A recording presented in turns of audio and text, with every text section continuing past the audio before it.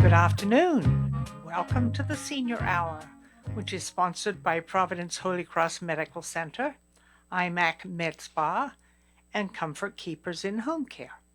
I'm Barbara Cochran with my co-host, Dr. Thomas Polucki. On your hometown station, 98.1 FM, AM 1220 KHTS. This is a show for, about, and by seniors, giving information to enhance one's quality of life. And speaking of quality of life, my co-host is our guest this morning, Dr. Thomas Polucki. How'd that happen? What's I going don't on? know. What's going on here?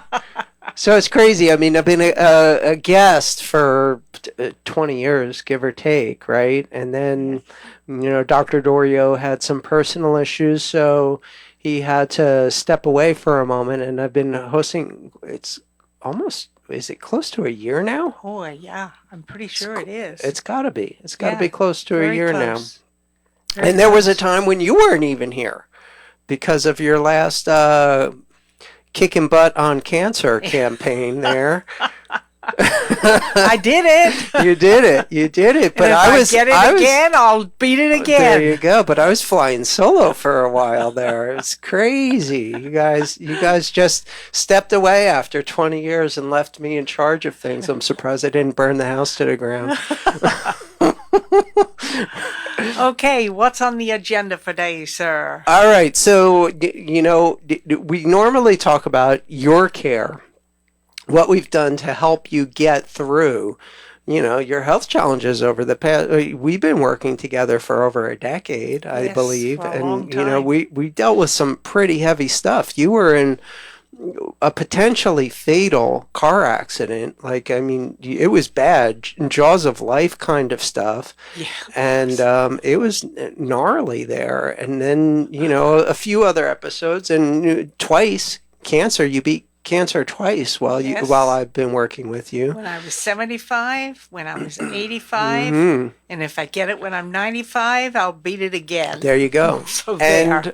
And some complications of the treatment of cancer, the neuropathy, which is a very common complication of cancer. We helped you through that too. Yes. So a lot of these things are, tough to deal with, and some people don't deal with it well at all.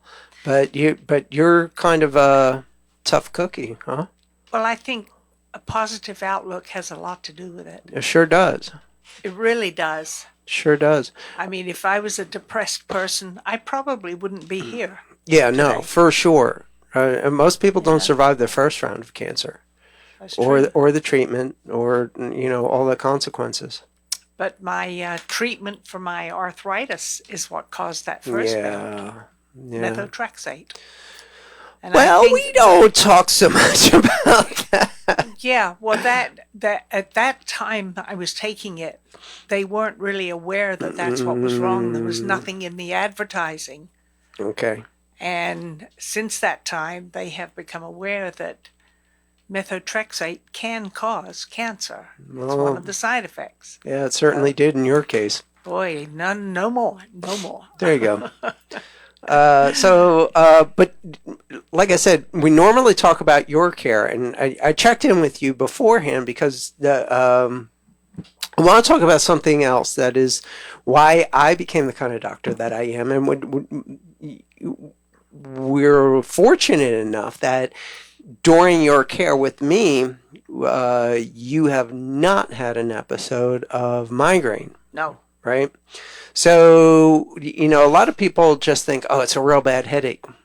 But it's so much. It's more. Yeah, it's so much more. It's so much more. It is actually an incurable neurological disease that in some cases is completely debilitating, regardless of the medical treatments that are available. We can touch base on a little bit out there, but just like the neuropathy, it's hit or miss with the treatments, and a lot of the treatments are only designed to give you some temporary relief because that's the best they can hope for. With both with neuropathy and specifically with migraine, some people start having them in infancy. And some people start having them in puberty, and some people start having them in midlife, and even in the senior community can be the first time that you start seeing some migraines. But it is classified as an incurable neurological disease. It's not just a headache.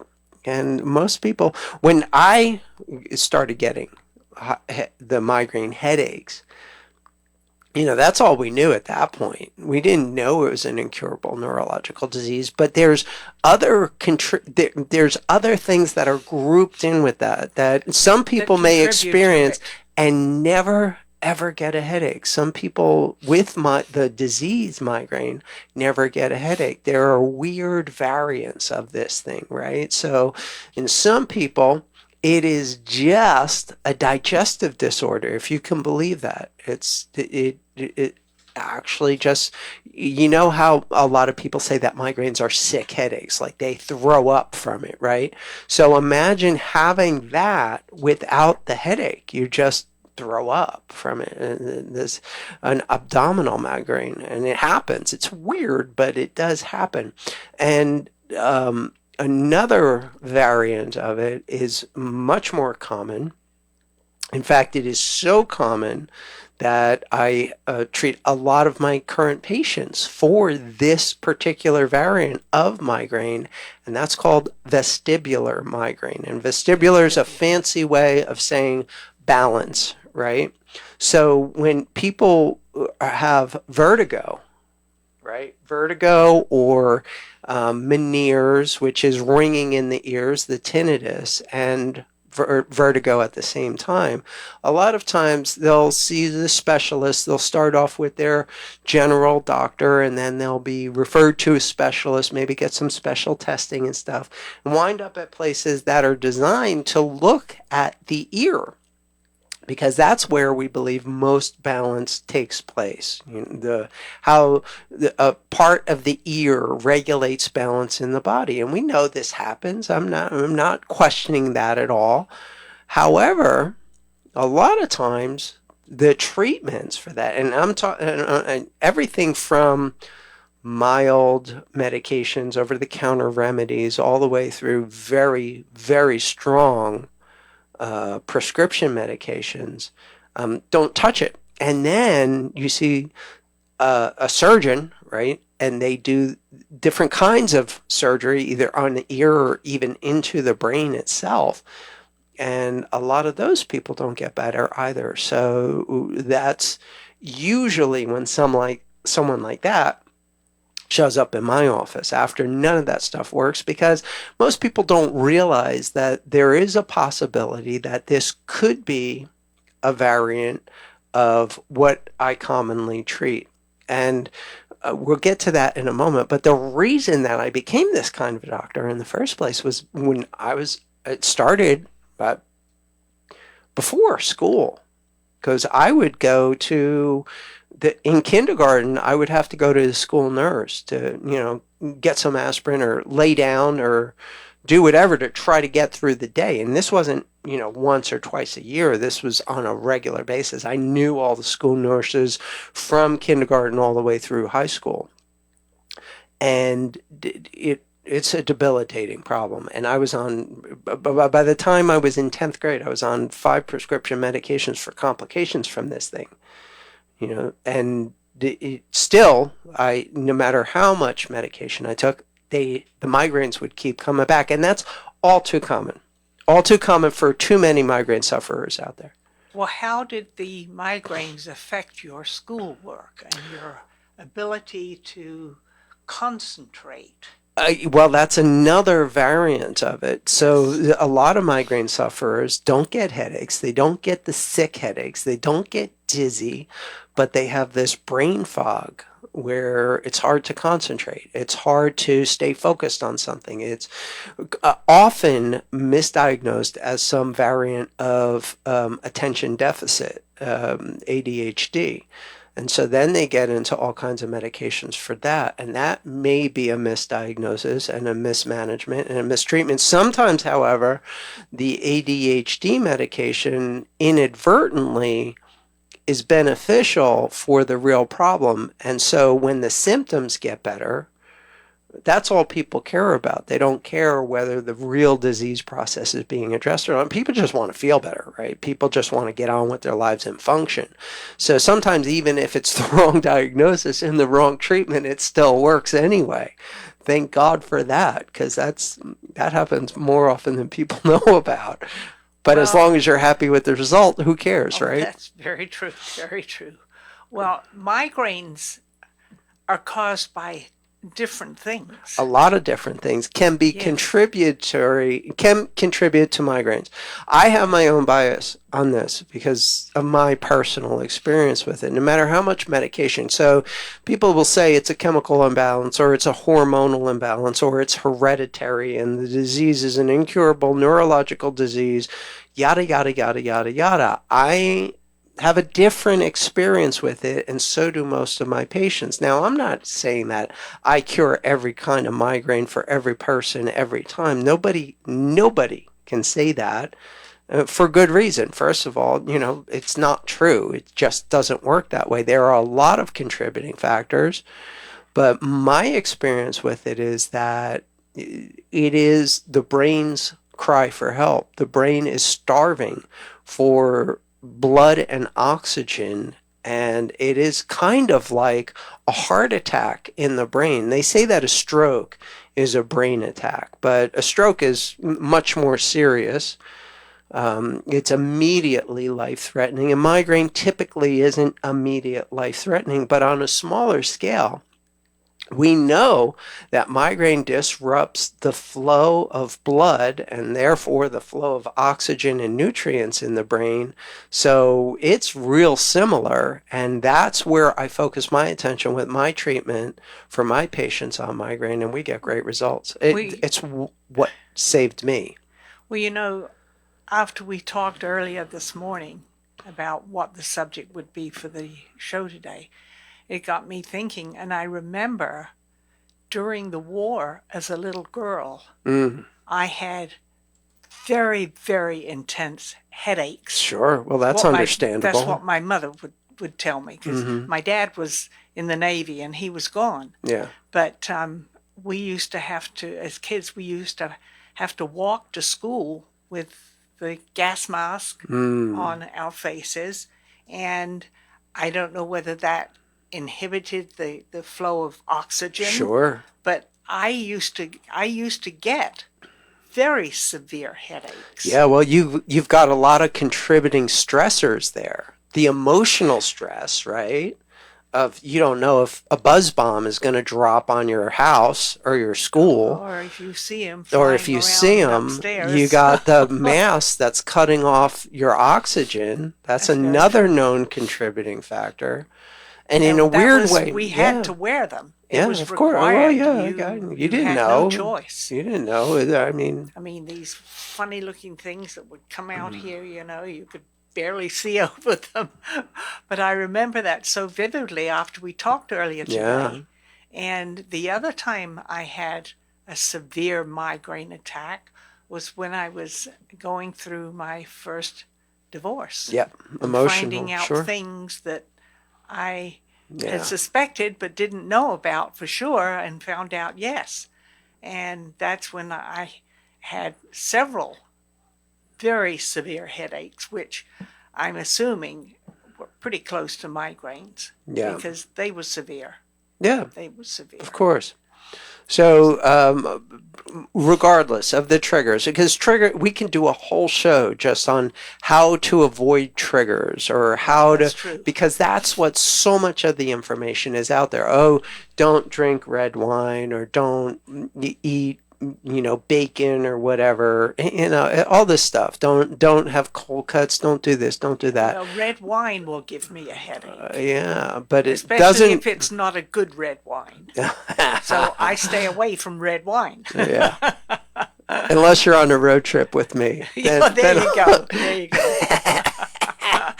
So but that's okay. I mean, there are certain things. Even though somehow, some way, bacon makes it onto the anti-inflammatory diet list. Now, I'm not a fan of bacon. I mean, some people really just love the taste, love the whole experience, and all of that. So I don't, Bacon. yeah, I don't begrudge anybody that, but it doesn't. I don't know how it could possibly make it really from a scientific point of view onto all of these anti-inflammatory diet lists. It just doesn't make any sense. It it doesn't fit the profile at all. It should be extremely inflammatory with all of the processing that goes on, with all of the preservatives that are in most bacon out there, most commercially Bacon available. has a lot of salt. Yeah, salt and other nasty little things like sulfites and nitrites and all the common triggers. So how this makes it onto everybody's anti-inflammatory diet list is way beyond me. It certainly doesn't make it into my recommendations for any Well, patient ever. well, what about Celtic salt? What about it? What specifically do you want to know? Well, my son does not eat regular salt. Mm-hmm. He eats Celtic salt. Uh-huh. And that's what he gives me when he's down at my house taking care of me and helping me out. Okay. And he said regular salt is not good for you. Uh-huh. Well, okay. So that's a whole show, to be, quite frank. The Celtic salt is just a type of sea salt, right? Salt. It's sea salt from the Celtic Sea, right? That's Okay, what well, it is. That's logical. Okay. Celtic So salt. Celtic salt is almost at this point like a brand name. It's like Kleenex as a tissue, right? So Celtic salt is just sea salt from the Celtic Sea. So what makes sea salt better than conventional salt, right? So conventional salt it was initially sea salt at one time, but it's buried in the ground in these caves that they dig Right. up. There's a huge mine under Detroit, if you can imagine that we get a lot of regular salt, table salt from. And it's crystallized down to... It's processed, isn't it? Yeah, well, it can be. But it's not that much processing goes into it. It's crystallized down to sodium and chloride. Sodium and chloride are what makes the salt molecule, right? So sea salt is kind of the raw form of that. It hasn't been so crystallized over time to just be a molecule of sodium and a molecule of chloride that has, got stuck together. An atom of sodium and chloride that makes a molecule of sodium chloride, which is salt, right? So sea salt has a bunch of trace minerals on top of that. And here's the benefit of sea salt over sodium chloride. It is almost bioidentical to the mineral profile that is in your cells. Oh, interesting. Well, we need to take a break, but let's continue this very interesting conversation when we come back. I'm Barbara Cochran with my co-host, Dr. Thomas Polucki, on your hometown station, 98.1 FM, AM 1220 KHTS. Welcome back to the Senior Hour. I'm Barbara Cochran with my co-host, Dr. Thomas Polucki, on your hometown station, 98.1 FM, AM 1220 KH. And let's continue this very interesting converson. Okay, what were we talking about? Welcome back to the senior moment. Bad headaches. Oh, okay. In other words, Migraines. migraines. Yeah. Yes. Yeah, so migraine's a lot more than just a headache. We know this. It's a neurological disease, sometimes starting in childhood. In fact, pediatric neurologists do some of the most amazing research on migraine, and they've put it into a group of diagnoses, how to categorize this disease process into some very interesting variants. And it is what we know as migraine is the headache. Obviously, everybody knows what a migraine headache is, but most people, unless they live it, unless they experience it more than just once or twice throughout their lives, because for me, it was a weekly experience. At least once a week, I was having these blinding headaches where uh, you crawl into the bathroom, throw up, and hope you can pass out, because no matter how much medication you've taken, it's usually the only relief you get, and it's usually the only break in the cycle when you're able to have that autonomic purge, right? When you throw up. And then your body immediately drops out. And a lot of times there's such a, a change in the blood flow and the way that your body feels that you lose consciousness. I mean, Well, it's you pretty also, intense stuff. yeah, you also have stomach aches Yeah. also. Yep. So yeah. And So it's a lot of it, some of them are caused by extreme stress. yeah. Always. So stress is always going to be a trigger, whether it's Many a things. physical stress, a chemical stress, an emotional stress. Your body only has a few ways of dealing with this. And whenever your internal strength of the way your body is operating is overwhelmed by some type of external stressor, again, whether it's a chemical stress, a physical stress, an emotional stress, some kind of alarm goes off in your body. And sometimes that alarm is a really bad headache, like a migraine. Sometimes it's even worse. Sometimes it's a heart attack. Sometimes it's a stroke. Sometimes it's the ultimate manifestation of cancer. So whenever stress is always going to be a factor in any disease process Very or true.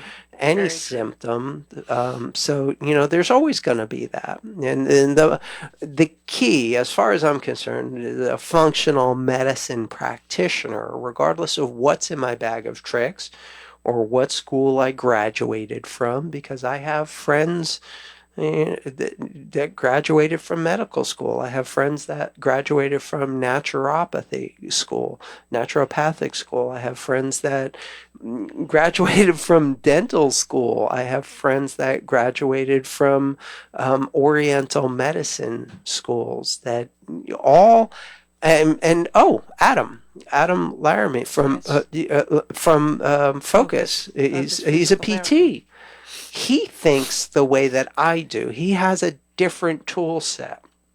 And Dr. Dorio and I see eye to eye on so many different topics. And he's a very conventional medical doctor. Well, he's a geriatric doctor too, Yeah, which but makes a we big difference. all are coming from the place of improving the function and not just covering up the symptom, Right. right? Getting to the root of why there is a The root problem, cause. being a Yes. detective, being not just, Researching. yeah, not just a drug dealer, covering up what ails you. Oh, here, With an take this pill. opioid. Yeah, Yeah. here, take this pill. Yeah. By the way, okay, quick plug. I don't know if I'll get in trouble for this or not. On Netflix, there's an amazing short run series called Painkiller about the opioid epidemic. It is Really. Painkiller on Netflix. fantastic. It's well done, and it Painkiller. hopefully is an eye opener for a lot of people about this problem. Um, but On anyway, Netflix. on Netflix, yeah, Painkiller. It's amazing. Well worth your watch. Yeah, because I do have Netflix. So, function is key. We restore function and don't just try to cover up. So here's the way I look at it. Any problem, any health problem. Let's talk about migraine for a second. I believe that migraine is like a house on fire. It is actually, as far as I'm concerned, your brain's cry for help. It is the alarm. It is not the problem. It is the alarm. It is the cry for help. The brain is crying for you to save its life, essentially, because it is being choked out. It is being pain. starved for blood and oxygen.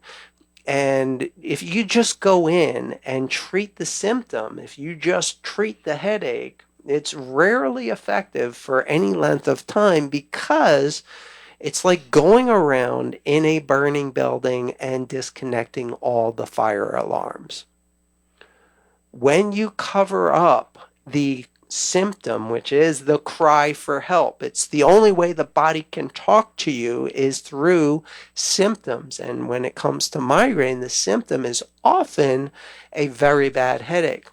Pain. But if all you do is take drugs to get rid of that pain, you haven't solved the problem. You haven't put out the fire. No. You've just disconnected the fire alarm, which is a real bad and costly strategy. The house is burning down.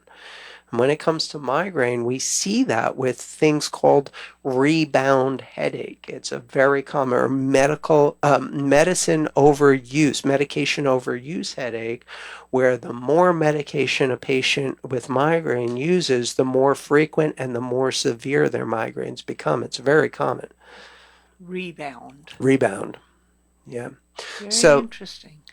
So we have a different approach, and it works really well for a lot of people. Almost all of my patients that come in for migraine get better with a different approach. Instead of just trying to cover up and silence the alarm, we do a little bit more work. We try to find out, where's the fire? How is the fire affecting? Is it more of a physical obstruction? Is it a tension in the muscles around the head, neck, and shoulders that is compromising the blood flow to the brain?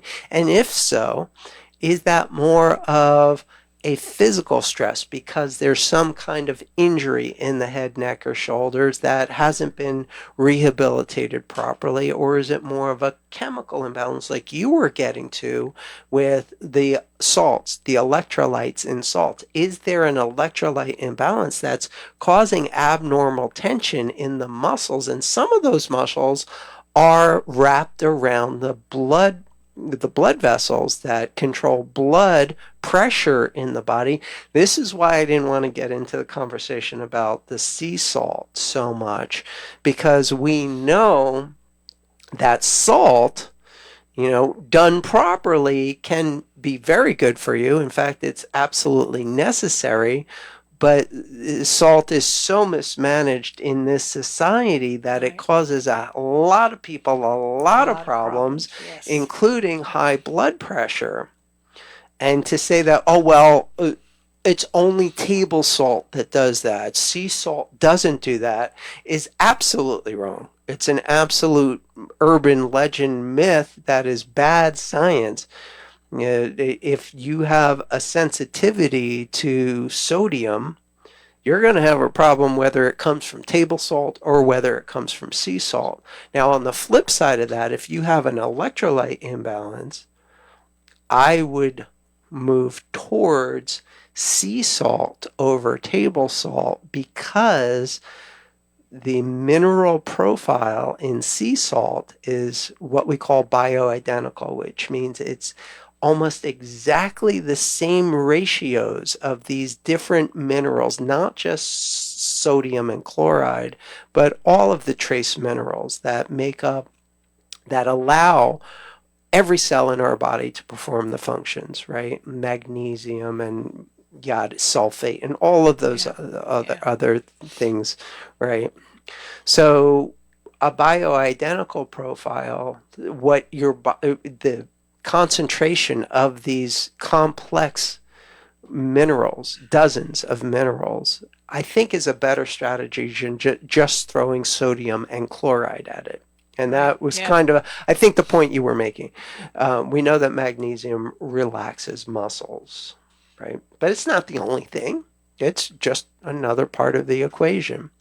So salt can be beneficial when it's appropriate, just like anything else. And when it's inappropriate, it can actually be causing the problem.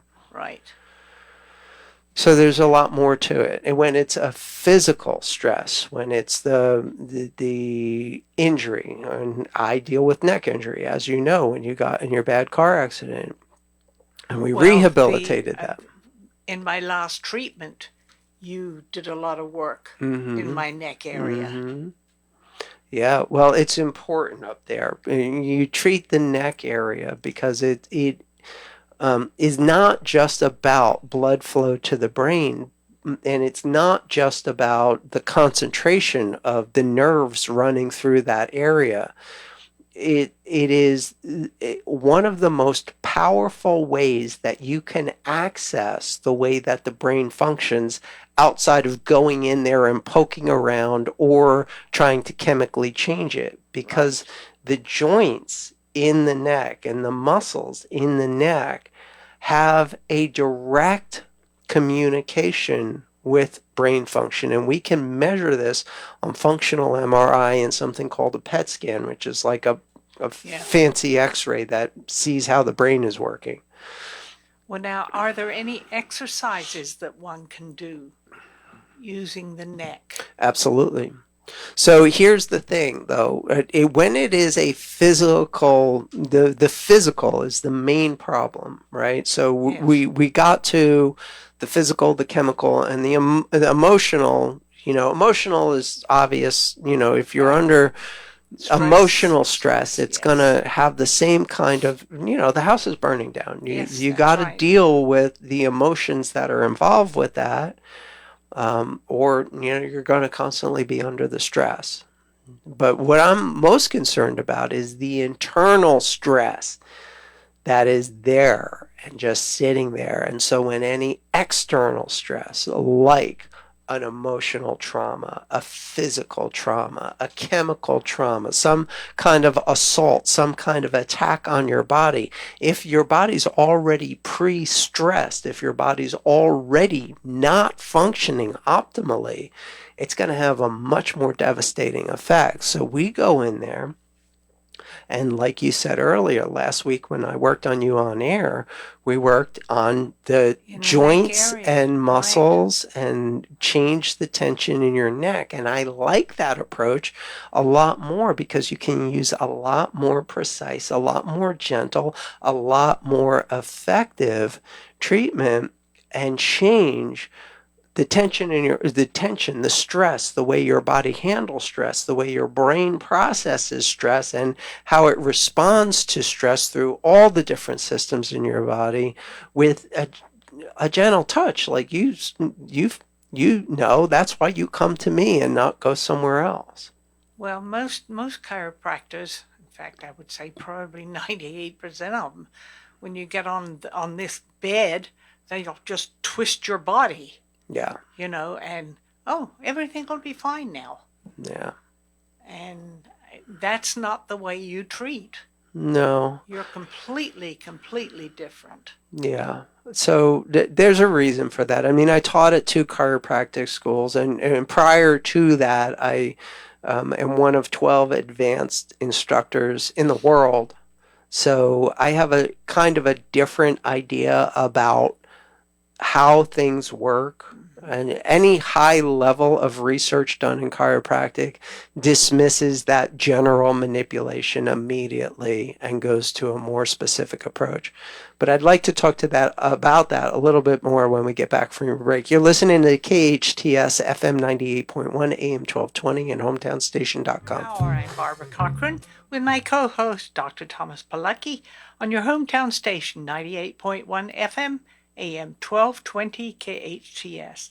And guest today is Dr. Thomas Polucki. Crazy how that works. I don't know. And we were talking about migraines. Yeah. So it's been my passion for all my life literally. I started off in a medical family, had migraines my entire life up until the time I found somebody that we didn't even consider a real doctor. This was before the internet. We're old. Right? I know most people listening right now can relate. There was a time when there wasn't cell phones, when there wasn't an internet, and so I had migraines my whole life, and no matter how much medication I took, as so many people do. And so it's considered an incurable neurological disease, largely hereditary. There are many known triggers, yada, yada, yada, yada, yada. But that doesn't change anything. But I found something that did, at least for me. And I've refined that approach over the past 4 decades into what we now call the Migraine Freedom Blueprint. And there's never any guarantees with any kind of medical care. No, that's true. So it may not work for everybody the same way that it worked for me or any of my patients, and that's just the way things are. Right. But I have had people who are dealing with this stuff and seeing some very amazing, excellent doctors for a very long time, trying very many different ways to try to deal with this. Including opioids. Well, we don't want to have that conversation, really. But that's the way many are treated. I know. Many people.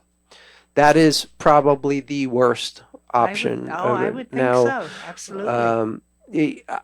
I'll just put it this way. Excellent show on Netflix right now. Painkiller.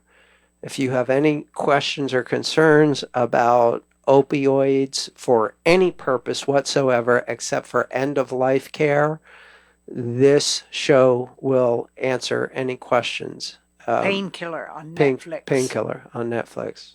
It's amazing.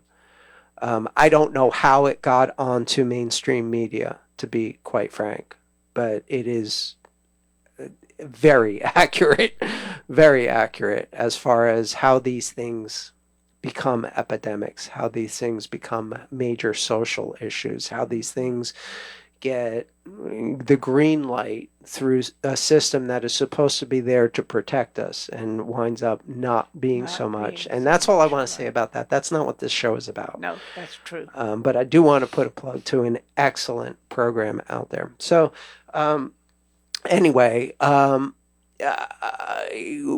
I go to, and here's the word that is going to turn off 8 out of 10 people in the audience right now, and I know that in advance.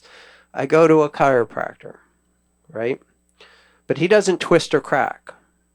And in a few visits, I'm starting to feel better. Within a few months, I'm starting to take less medication. And by the end of the first year, I am not getting headaches. I am not having any of the other symptoms. And I am not on any medication for the first time in my life.